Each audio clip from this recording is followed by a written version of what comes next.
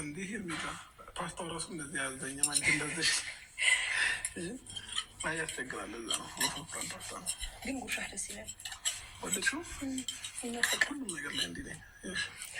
ተስቀኝ ያረጉ ዛሬ ያሽኮረመንከኝ ነው። አራት ተሽኮረመን እንዲህ የምንሽኮርመን ነው። ለማንኛውም ሄርሚ ሁለት ጥያቄ ነው እስካሁን ድረስ የመለሽልኝ።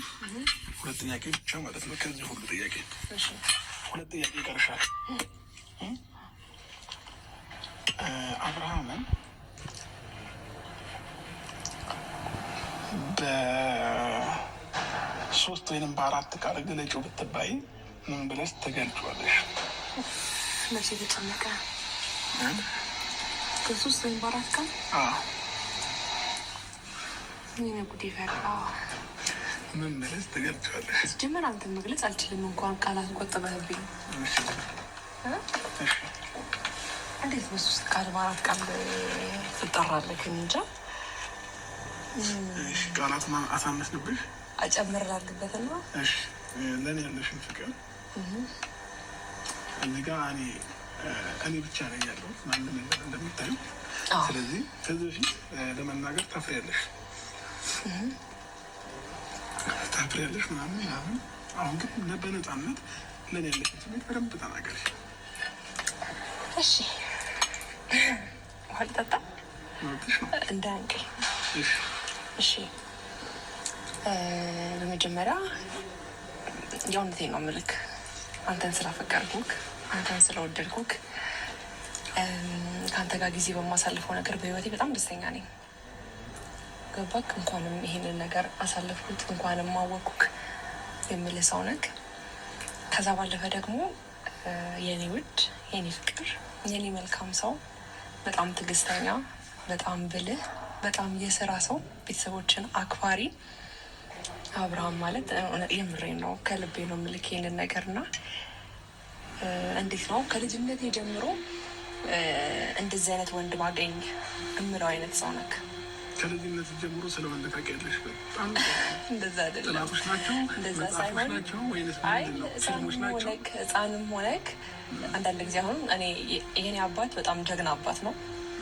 ለእናቴ የሚሰጣትን ሪስፔክት ያለው፣ ለእናቴ የሚሰጣትን ትሪትመንት ያለው፣ የዋህ ነው፣ መልካም ሰው ነው። እና አባቴን ማይቼ ለእኔ ያለ እንደዚህ አይነት አባት የሆነ ባል በሰጠኝ የምልበት ሞመንቶች አሉና እንደ አባትሽ አይነት ባል መሆን ማለት መታደል ነው በደንብ። እና አንተ ማለት ለእኔ እንደ አባቴ አይነት ባል ነክ። ቅረንክ ጋይስ ከጀርባ ላበላቦኛል።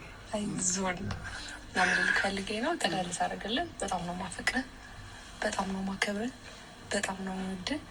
ላጣ አልፈልግም። ለደቂቃ ከፍቶክ ማየት አልፈልግም። ለአንተ ነው የምኖርልክ።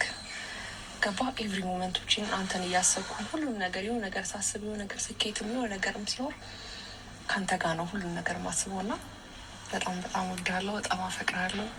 በየቀኑ ደግሞ ፍቅሬ እየጨመረ የሚመጣው ታዛዥ ሚስት እሆናለሁ። በቃኝ የኔ ውድ፣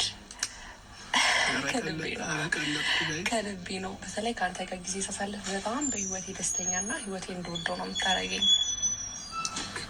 እሺ የኔ ቀብራራ፣ ሰውነትክም ያምራል። በዚህ አጋጣሚ ስለ ባህሪ ብቻ ነው እያወራው የነበረው። ሰውነትክም በጣም ነው የሚያምረው።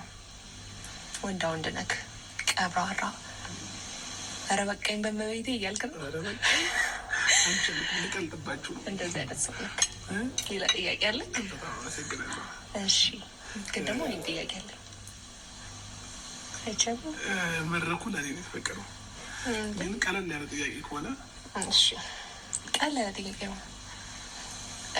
በደንብ ለእኔ ያለን ስሜት ከኔ ይልቅ አንተ ነህ በደንብ ተናግረህ የማታውቀው። እኔ እንደውም በአንዳንድ ሞመንቶች ጉዳይ እናገራለሁ። እና ያው ምን አለ መሰለሽ ወንድ ልጅ አታመላልጠኝ። ወንድ ልጅ እያልክ እውነት እያመለጠኝ ነው። ልጅ ይህችን ቃል እየበረደች ስለሆነ ይመጣሻል እንዴ?